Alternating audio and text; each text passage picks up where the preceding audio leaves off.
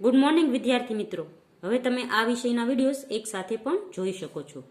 તેના માટે વિડીયો નીચે મારી ચેનલનું નામ છે, તો ચેનલમાં જઈ પ્લેલિસ્ટમાં જશો તો આ વિષયના વિડીયોઝ એક સાથે જોઈ શકશો. તો બાળકો, ગયા વિડીયોમાં આપણે પાઠ નંબર 4નો સ્વાધ્યાય અને પાઠ નંબર 4 સમજ્યા હતા. આ વિડીયોમાં આપણે પુનરાવર્તન એક સમજીશું. તો પુનરાવર્તન એટલે કે પુનર એટલે કે ફરીવાર, આવર્તન એટલે કે ફરીવાર એનું એ વાંચવું, દોહરાવવું. જેમ કે રિવિઝન, વિઝન એટલે કે જોવું, રિવિઝન એટલે કે એનું એ ફરીવાર જોવું એટલે કે રિવિઝન. તો આપણે એની ઈ પાઠો બધા છે તે ફરીવાર જોવાના છે. પહેલું છે નીચેના વાક્યોનું શુદ્ધ ઉચ્ચારણ સાથે પઠન કરો. તો અહીં ખાલી વાંચવાના છે આ વાક્યો અને લખવાના છે. ગજઃ શૈને શૈનેહ ચલતી. ગજઃ એટલે હાથી, શૈન એટલે ધીરે, હાથી ધીરે ધીરે ચલતી ચાલે છે. વયમ સર્વે મિલિત્વા ખેલામ. વયમ એટલે અમે, સર્વે બધા, મિલિત્વા મળીને, ખેલામ રમીએ છીએ. અમે બધા મળીને રમીએ છીએ. અહમ પ્રાર્થના મંદિરમ ગચ્છામી. અમે પ્રાર્થના મંદિર એટલે પ્રાર્થના ભવનમાં ગચ્છામી જઈએ છીએ. ભારતસ્ય ધ્વજઃ ત્રિવર્ણ અસ્તિ. ભારતનો ધ્વજ ત્રિવર્ણ 3 રંગનો છે. અસ્તિ એટલે છે. પછી છે મમ વિદ્યાલયસ્ય ક્રીડાંગણમ વિશાલમ. મમ એટલે મારા વિદ્યાલયનું, ક્રીડાંગણ રમતનું મેદાન, વિશાલમ વિશાળ છે. પછી છે નીચેના શબ્દોને સંસ્કૃતમાં લખો. તો અહીં હથેળી છે, તો હથેળીને સંસ્કૃતમાં આપણે કહીશું કરતલહ અને કરતલમ.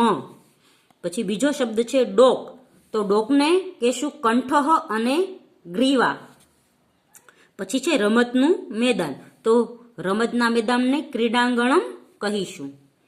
પછી છે પીછું. તો પીછાને કહીશું પીછમ.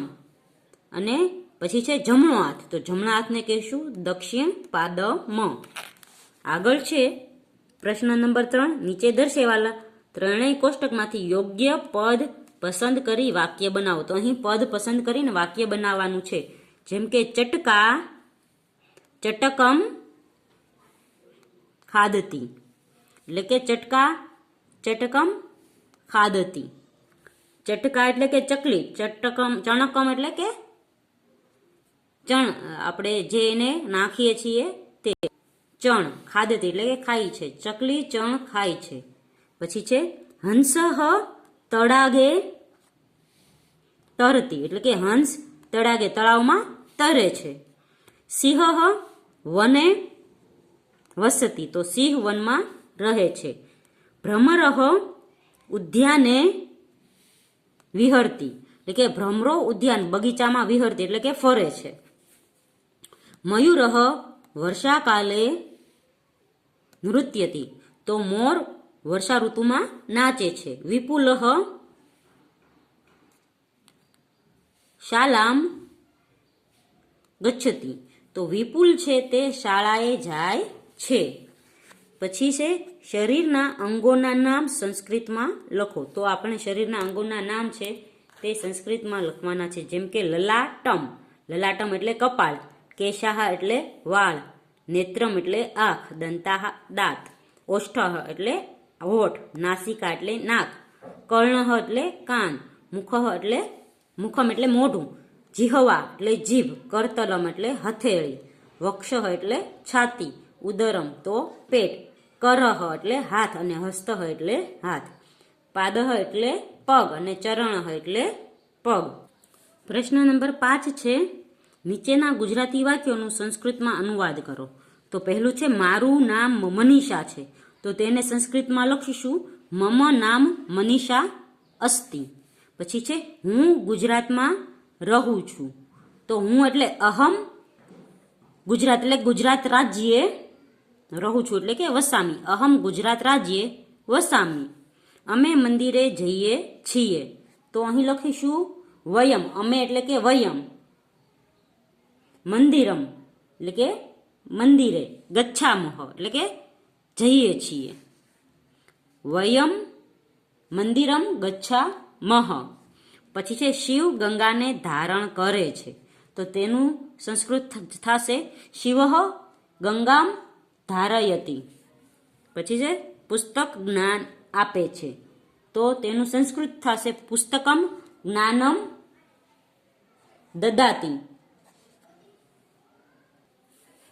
પછી છે નીચે અ વિભાગમાં આપેલા ગુજરાતી શબ્દોને અનુરૂપ સંસ્કૃત શબ્દ બ વિભાગમાંથી શોધીને જોડકા જોડો. તો અહીં નાક છે તો નાકને સંસ્કૃતમાં નાસિકા કહીશું. જીભ છે તો જીભને જીહવા કહીશું સંસ્કૃતમાં. પગને સંસ્કૃતમાં કહીશું પાદહ. કાનને સંસ્કૃતમાં કહીશું કર્ણઃ. અને હોઠને સંસ્કૃતમાં કહીશું ઓષ્ઠ. પછીનો પ્રશ્ન છે નીચેના વાક્યમાં રેખાંકિત પદના સ્થાને કૌંસમાંના શબ્દનો ઉપયોગ કરી વાક્ય બનાવો. તો અહીં આની બદલે આપણે આનો ઉપયોગ કરવાનો છે નામનો.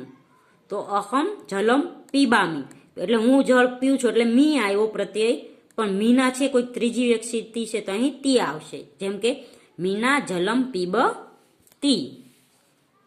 આપણે જોયું છે કે ત્રીજો પુરુષ એક વચન હોય તો તી પ્રત્યય લાગે અને પહેલો પુરુષ એક વચન હોય તો મી પ્રત્યય લાગે છે. પછી અહમ પુસ્તકમ પઠામી તો અહીં આવશે ધર્મઃ પુસ્તકમ પઠતી. રેશમા ફલમ ખાદતી તો અહીં અહમ છે તો અહમ ફલમ ખાદા મી આવશે, મી પ્રત્યય લાગશે. ભાર્ગવ ઉદ્યાનમ ગચ્છતિ તો અહમ ઉદ્યાનમ ગચ્છામી. પછી અહીં છે નીચેના સમૂહોમાંથી અસંગત શબ્દ શોધો. એટલે 4 શબ્દોમાંથી કોઈ અલગ પડતો શબ્દ આપણે શોધવાનો. જેમ કે કર્ણઃ દંતઃ શરીરમ હસ્તઃ તો આ ત્રણેય છે તે અંગો છે ને આ પોતું આખું શરીર છે તો તે અલગ પડે છે. પછી સિંહ, મયુરઃ, વૃષભ અને વ્યાઘ્રઃ તો અહીં મયુરઃ અલગ પડે છે. પછી છે પ્રેષયતી, ક્રીડતી, હસતી અને નિશા તો અહીં નિશા છે તે અલગ પડે છે. પછી છે શુકઃ, શ્વાનઃ, કાકઃ અને હંસઃ તો અહીં છે શ્વાન છે તે અલગ પડે છે કારણ કે આ ત્રણેય પક્ષી ઉડી શકે. પછી છે મંદિરમ, તડાગઃ, સમુદ્રઃ અને નદી તો અહીં મંદિરમ અલગ શબ્દ પડે છે. તો બાળકો અહીં છે પુનરાવર્તન 1 પૂર્ણ થાય છે. આવતા વિડીયોમાં આપણે 5મો પાઠ શીખીશું મમ વિદ્યાલય.